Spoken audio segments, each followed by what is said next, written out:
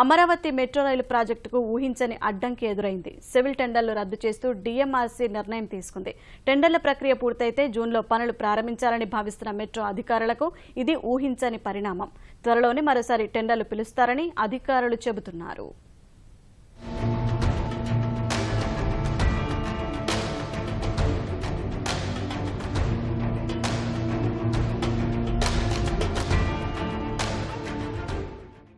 Vijayawada metro రైలు project టెండర్లు రెండోసారి రద్దయ్యాయి. Project కోసం గత జనవరిలో టెండర్ నోటిఫికేషన్ జారీ చేశారు. 2 కారిడార్ల సివిల్ పనుల కోసం దాదాపు 1600 కోట్ల రూపాయల వ్యయంతో అంచనాలు రూపొందించారు. ఎల్&టీ, ఆఫ్కాన్స్, సింప్లెక్స్ ఇన్ఫ్రా సంస్థలు టెండర్లు దాఖలు చేశాయి. సాంకేతిక అర్హతలు లేకపోయేసరికి సింప్లెక్స్ ను పక్కకు తప్పించారు. టెండర్ల బరిలో 2 సంస్థలే మిగిలాయి. అమరావతి మెట్రో ప్రాజెక్టుకు కన్సల్టెన్సీగా వ్యవహరిస్తున్న ఢిల్లీ మెట్రో రైల్ కార్పొరేషన్ అధికారులు ఆర్థికపరమైన అంశాలపై గత నెల రోజులుగా మదింపు చేస్తున్నారు. 2 సంస్థలు మాత్రమే టెండర్ ప్రక్రియకు అర్హత సాధించేసరికి మరోసారి టెండర్లు పిలవాలని డీఎంఆర్సీ నిర్ణయించింది.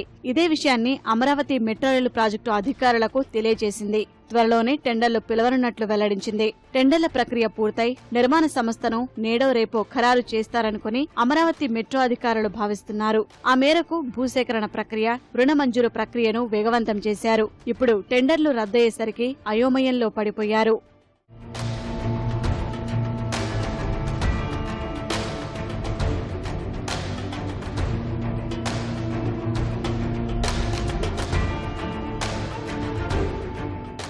గతంలోనూ ఓసారి మెట్రో టెండర్లు పిలిచి వాటిని తెరవకుండానే రద్దు చేశారు. ఇప్పుడు మరోసారి టెండర్లు రద్దు కావడంపై అధికారులు అసంతృప్తి వ్యక్తం చేస్తున్నారు. బిడ్ల ఖరారుపై గత 5 నెలలుగా మీనమేషాలు లెక్కిస్తూ ఇప్పుడు రద్దు చేయడం సరికాదన్నది వారి అభిప్రాయం. కేంద్ర ప్రభుత్వానికి చెందిన ప్రజా పెట్టుబడుల బోర్డు నుంచి కూడా మెట్రోకు అనుమతి రాలేదు. ఇప్పుడు టెండర్ల ప్రక్రియ మళ్లీ మొదటికొచ్చింది. ఈ మొత్తం విషయాల్ని మెట్రో అధికారులు రాష్ట్ర ప్రభుత్వానికి నివేదించారు. ప్రభుత్వం నుంచి వచ్చే స్పందనను బట్టి ముందుకు వెళ్లనున్నారు.